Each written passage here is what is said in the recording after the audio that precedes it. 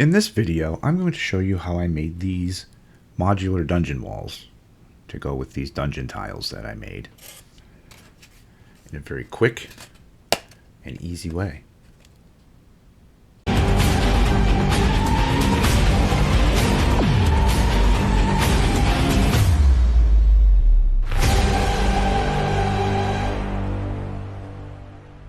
Hello everyone. So before we get really rolling in on this, I want to say that I started this build Friday on my live stream on YouTube, and we got as far as making the walls like this, textured and scored to show the blocks of stone that they're made from.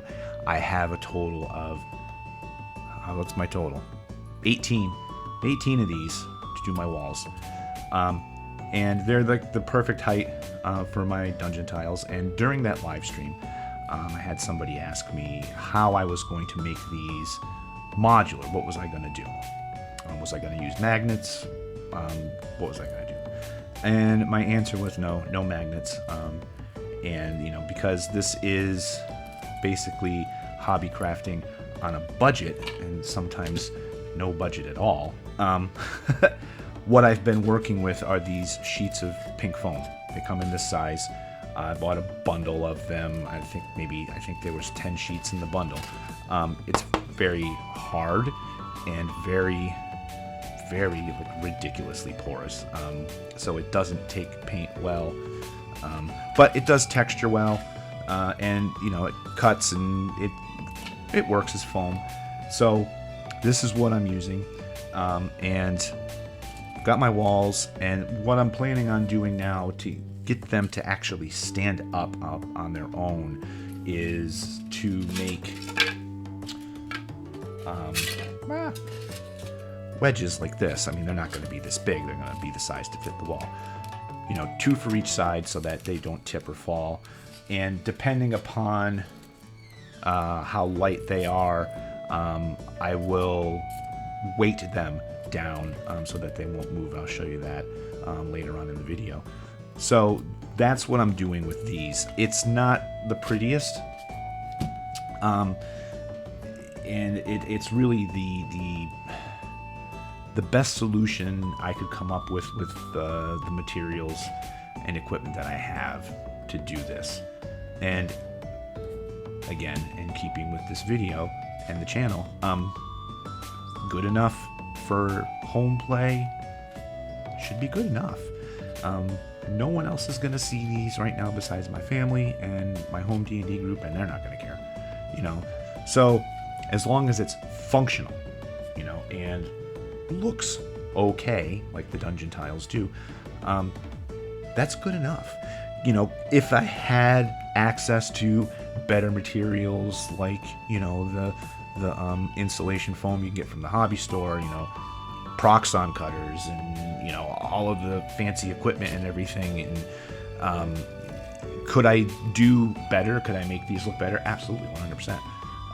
But I don't have that stuff right now, so this is doing what I can with what I've got. And you know, not everybody has all of the expensive fancy stuff, so this is how we do things when we don't have all of the expensive fancy stuff, and it's gonna work out fine. You know, you got a ruler, you got a hobby knife, got some hot glue, and a little time and willingness to get it done. That's really all you need. So let's get on to the rest of the video. Okay, so here I am measuring out 1 1/4 inch widths on just some scrap foam. I decided to go with 1 1/4 inch so that it matches the 1 1/4 inch squares of the tiles. 1 1/4 inch seemed a good size for me to not only accommodate some larger bases of the minis, but also to prevent crowding on the tiles.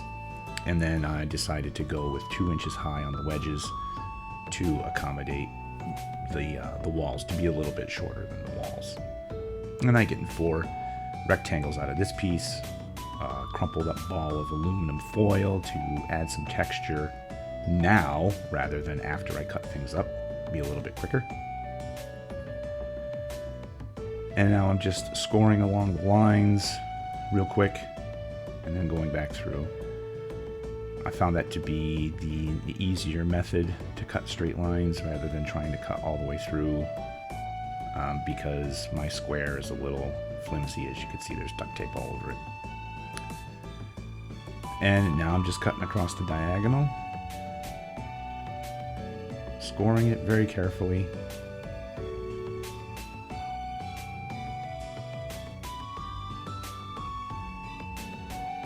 And now I've got 2 wedges, 34 more to go. I have 18 walls, I need 36 wedges. So this is going to be fun. This was a very tedious part. I went through and textured the angled side of every single one of the wedges.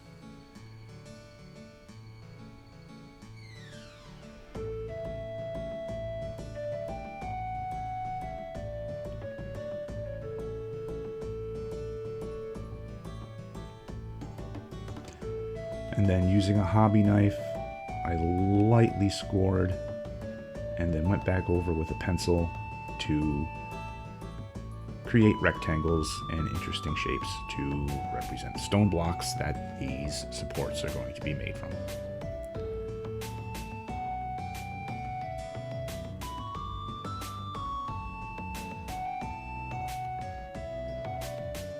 And there we go. 36 wedges. Now it's just a simple matter of hot gluing every single one of them on.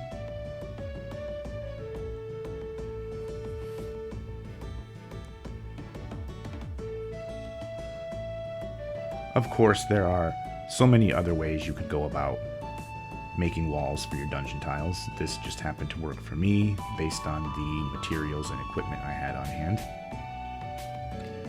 And as you can see, it stands up pretty good, and good enough is all I need it to be.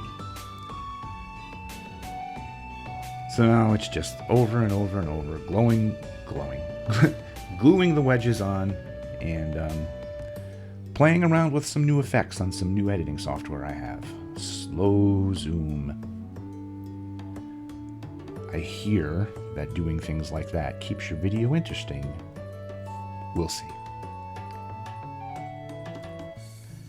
Once all of the wedges are glued on, I mixed some black paint with Mod Podge and completely covered every surface of these walls with this mixture. Not only is the Mod Podge going to give a layer of protection to the foam, because you know these walls are going to get used, they're going to get banged around on your table. It also helps later on with more paint because the foam that I have here is very, very porous. And putting that layer of Mod Podge over it, you know, covers up all those porous holes, and it will take paint a lot better.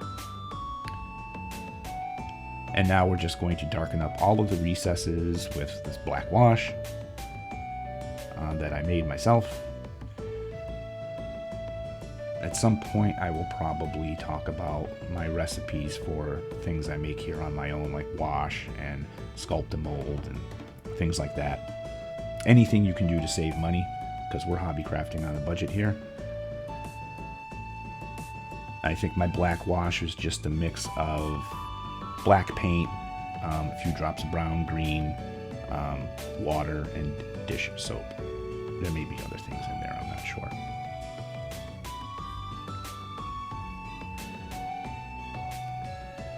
Now, I completely forgot to record painting all the walls with a light gray. Why I did that after I did the wash, I don't know. It should have been the other way around. That's smart. Oh no, I got it wrong. I did paint the walls because what I did skip was showing you painting the walls before I put the wash on. So now I've just got a big makeup brush and I'm just dry brushing on race bone paint. And that's just going to bring out all of the higher textures on the wall and make these things look a little bit more like stone.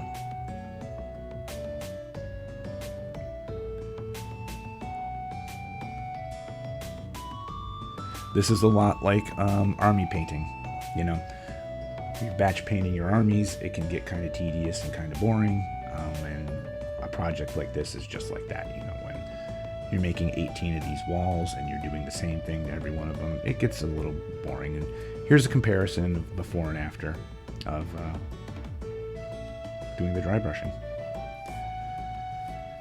So having, you know, I don't want to say tools, but, you know, having accessories like this to, you know, help make your tabletop RPG games more exciting is something I wish I had when I was a kid. I mean, you know, when I first started playing D&D, I was 8 years old, and, you know, having stuff like this on the table just never occurred to me.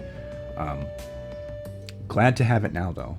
You know, it's like I said, and I did say it was boring and tedious, but overall, it's fun, and you'll see that the effect that you get, especially from those wedge-shaped supports, it actually looks kind of pleasing. I like the way it came out. So, that's going to be it for this build. It was quick and easy, you know, there's not a whole lot to it, and, you know, there's no magnets involved or anything like that, and if you do this and you find that your stuff shifts around on the table some or whatever, you could probably take some wood screws or something and carefully screw them up in the bottoms of the walls a little bit. I was considering doing that, but they seem to stay put pretty well. I wasn't too concerned about it. If you want to incorporate magnets in yours, I would highly suggest that, because that's something that I would have done if I had magnets, believe it or not. And I would have designed my tiles and walls differently if I had magnets, to better accommodate what I was doing. So, yeah, I'm going to continue doing this dungeon basics crafting kind of thing. You know, what are other things we can do? Doors, open and closed, pillars, scatter terrain, diasis, you know, just whatever, you know, just they're like basic things that you can use no matter what campaign or module or scenario you're playing. You can use these things, whatever, you know, and then once you get a handle on building things like that, then it becomes a lot easier to build more campaign-specific terrain. You know, say you're playing Curse of Strahd and you want your stuff to look more like a Gothic castle, or maybe your campaign takes you to some approximation of ancient Egypt. You know, you could, you know, then make similar things but paint them different colors. You know, more beiges and browns. You know, whatever. You know. This series here is just to show you how to do some basic things, to get some basic stuff done to use with whatever campaign or module you're playing with, and that you can use over and over and over and over again, quick, simple, easy, and cost effective, which is probably going to be the most important thing for most of you. So that's it. That's going to do it for this video. I hope you enjoyed it. Maybe you learned something. Maybe you didn't. I don't know.